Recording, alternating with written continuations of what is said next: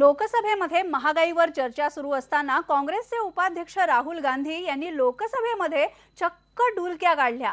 चर्चेमध्ये भाग घेणारे सीपीएमचे पी करुणाकरन हे आपला मुद्दा मांडत होते। त्यांच्या मागच्या सीटवर आपण बघतोय राहुल गांधी बसलेले आहेत आणि ते झोपलेले आहेत। यामुळे त्यांची आणखी नाचक्की होणार हे मात्र स्पष्ट आहे।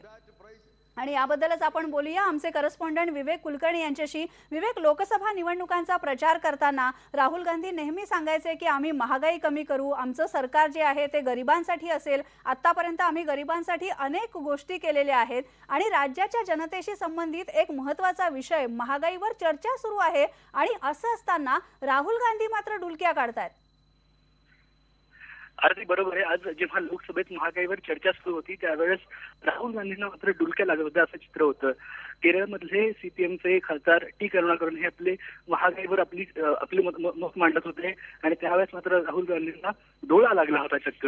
खरं तर हे अधिवेशन सुरू होण्यापूर्वीच काँग्रेसने असं स्पष्ट केलं होतं जी काही डिझेल, पेट्रोल, एलपीजी सिलेंडर किंवा रेल्वेची दरवाढ झालेली आहे तो मुद्दा आम्ही संसदेत आक्रमकपणे मांडणार आहोत।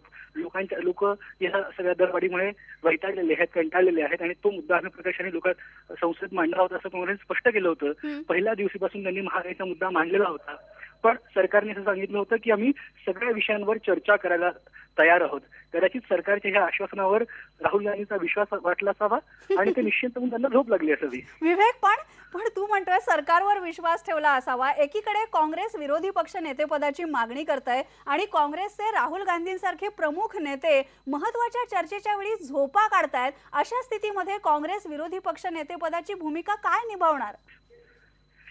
आरती अगदी बरोबर आहे। ज्या प्रकारे राहुल गांधी या चर्चेत सहभागी झाले त्यामुळे एकंदरीत काँग्रेस पक्षाला राहुल गांधींनी या चर्चेविषयी, या प्रश्नांविषयी काही गांभीर्य आहे का असा प्रश्न आता विचारला जातोय।